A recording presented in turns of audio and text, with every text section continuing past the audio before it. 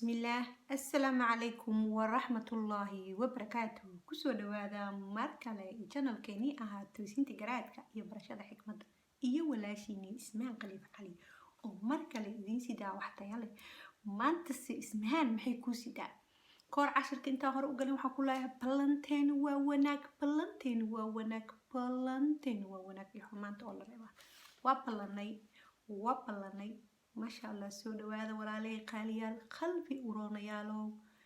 Soo dhawaada ayaan idin leeyahay rag iyo dumarba, waayeel iyo dhalinyaraba, wiilal iyo gabdhaba, hooyo iyo aababa, weel iyo waalidba. Soo dhawaada ayaan idin leedahay Ismahan, oday iyo islaamba soo dhawaada. Soo dhawaada, soo dhawaada, soo dhawaada. Cashirka maanta idin sidaa. Waxaan ku leeyahay maanta waa inaa cashirkan dhageysatay ilaa dhammaadkiisa. waxaan ku leeyahay khayrku waa la faafiyaa bulshada Soomaaliyeed culayska meesha uu ka haya ayaa maanta idin haya. Barnaamijkana waa barnaamijkeeni ahaa dhakhtarka qalbiga. Maanta Ismahan cashirkay ku sidaana waxa ugu magac daray wadnahaaga ka qaad culayska intaadan dhiman. walaal qaaliyow qalbi uroonow ii qalbi uroonay walaasha Ismahan Khaliif waxay ku leedahay ka qaad wadnahaaga culayska intaadan dhiman. waa arin yaab leh. Ismahan Khaliif culayska wadnahayga saaran muxuu yahay? wadnahaaga culaysa saaran, wadnahaaga culaysa saaran. walaalayaal qaaliyaal oo Soomaaliyay aniga afka Soomaaliga aan ku hadlayaa. Soomaaliya ayay ku socotaa cashirkan.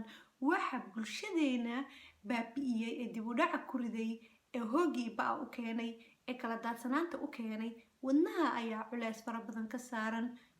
Soomaalida qalbi ayay isticmaalaan laakiin qalbiga macnihiisa af carabi waa laakiin af Soomaali waa wadnaha.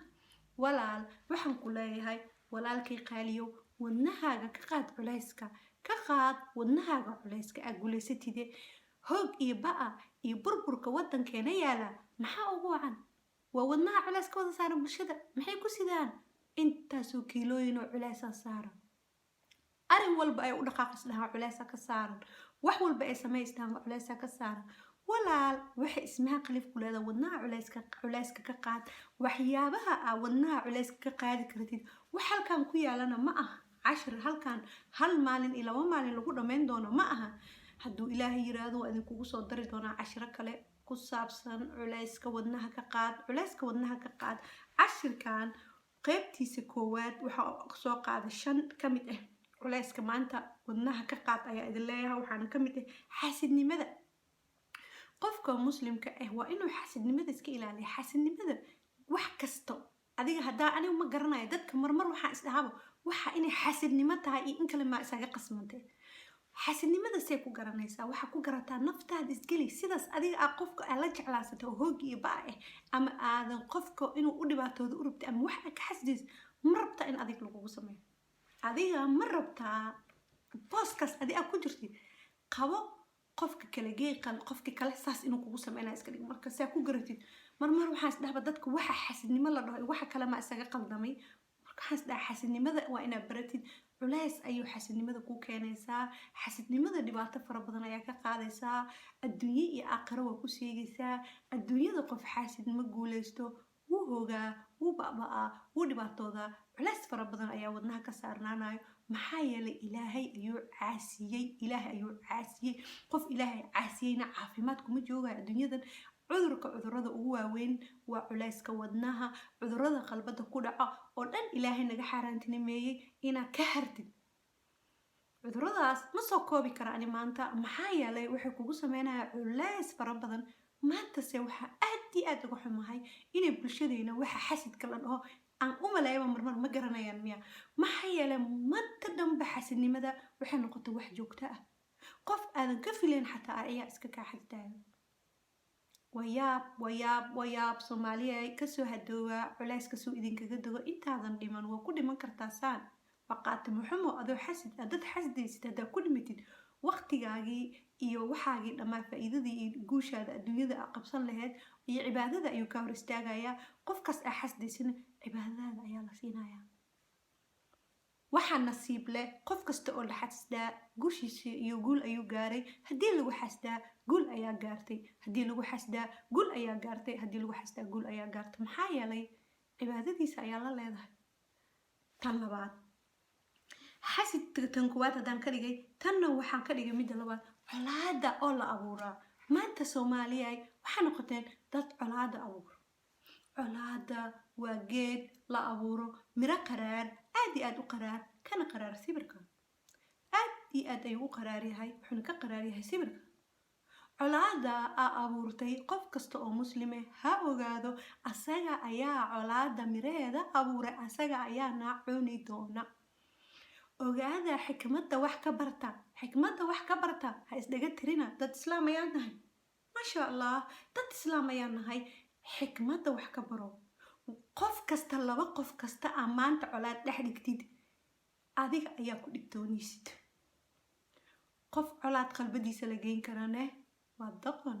doqonka ayaa la diraa, doqonta ayaa la diraa, doqonka ayaa la diraa, doqonta ayaa la diraa, doqonka la diraa, doqonka iyo doqonta la diraa. qof haddaa aragtid lasoo diray ee socda, haddaa aragtid aqli ma laha, xikmadna ma laha, adduunyadiisana hoog iyo ba ayuu ku baaba'ayaa. maanta dhan qof la dira ayuu ahaanayaa, waxaana u dheeraanayso aakhiro. dhaxalkaasna wuxuu uga tagayaa ilmihiisa. hadhowti markuu cimri gaaro wuxuu arki doonaa ilmihiisii oo wuxuu asaga samayn jiray sameynayaan, oo ayagana markii kub la siiyo la diro ordaayo dadka lagu diri karo. walaalayaal, ka taga dhaxal wanaagsan. walaashaa Ismahaan Khaliif waxay ku leedahay qalbi uroonay iyo qalbi uroonow. intaadan dhiman colaadaad abuurtay. ma garanayo sida lagu bedeli karo. colaadaa abuurtay, iska gaar, ha dhiman. waad hoogaysaa, waa hoogaysaa, waa ba'aysaa, waa dhibaatoonaysaa. mirahaas qaraarna sida aa miro macaan ugu bedeshid aad iyo aad ayay u adag tahay. maxaa yeelay markaa abuuraysayba dhib fara badan ayaa la soo martay. sidaas awgeedna saa ku baabiis way adag tahay. adiga ayaana aad u cuni doono, gurigaaga ayaana ka helaysaa. tanna gaarsiiya bulshada Soomaaliyeed ee maanta colaada abuurayaan. ilaa qabiil, ilaa qoys, ilaa daris, ilaa meel walbaba colaad ayaa la abuuraa. laba qof oo yar isku yar fiican markii la arkane waa loo kala qaadaa. waxay rabaan ha isku ahaadaane. walaalayaal, walaashiin Ismahaan Khaliif waxay idin leedahay cashirka aan hore idinkugu socdo. kana maxaa la dhahaa?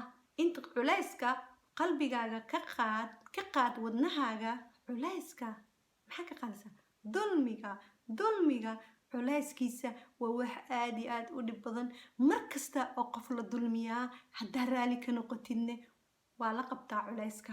qofka qof dulminaya adoo ag taagan haddaa iska fiirsatid waa la qabtaa.